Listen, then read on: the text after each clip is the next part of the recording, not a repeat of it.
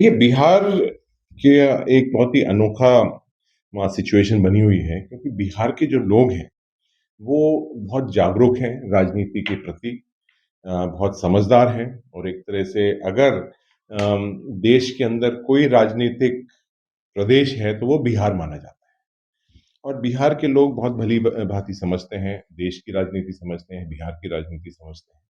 और वहाँ की स्थिति ऐसी पैदा उत्पन्न हो गई है कि बड़े-बड़े वादे, बड़े-बड़े जो प्रधानमंत्री जी वहाँ कह के आए, बोली लगाई उनने अपने मंच से कि कितना पैसा चाहिए, 30,000 करोड़, फिर कही 40,000, फिर कहा 60,000, फिर कहा 100 करोड़। तो मतलब एक तरह से मज़ाकिया रूप में वहाँ चुनाव और पिछली सरकार वहाँ चली है।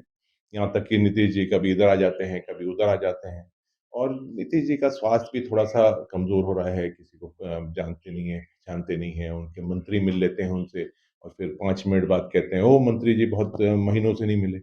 और मंत्री जी कहते हैं, "मैं तो आपसे 3 मिनट पहले मिल के गया हूँ।" तो थोड़ा-सा एक तरह से प्रशासन वहाँ नहीं चल रहा है, लॉ एंड ऑर्डर सिचुएशन खराब हो गई है, अफ़सरशाही हुई हुई है। सेंट्रल गवर्नमेंट जो वादे करके गए थे बिहार की जनता के, वो एक पूरा नहीं हुआ है। और भारतीय जनता पार्टी वहाँ कोशिश कर रही है कि जाति के नाम पर, धर्म पर वो चुनाव लड़ रही है, विकास के नाम पर कोई चुनाव नहीं। उनकी जो भी घोषणाएँ हो रही हैं, वो सारी खोखली घोषणाएँ हैं, बिहार के लोग भली-भाँति जानते हैं। तो मुझे पूरी उम्मीद है बहुत मजबूती से हमारा जो महागठबंधन है, वो चुनाव जीतेगा।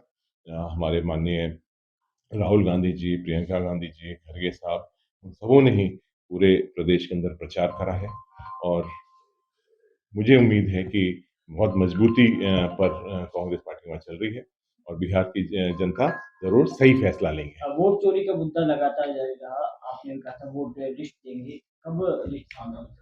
देखिए वोट चोरी तो उन्होंने कर ली है और जिस तरह से वहाँ माहौल बना है कि हर व्यक्ति, हर गाँव के अंदर जिस तरह से भी वो जो भारतीय जनता पार्टी चाह रही है कि ये कांग्रेस का वोट है या आरजेडी का वोट है, ये कटवाने में लगी हुई है। तो इससे भी बहुत बड़ी नाराज़गी बिहार की जनता के अंदर है। तो ये भी एक बहुत बड़ा मुद्दा बिहार चुनाव में रहेगा।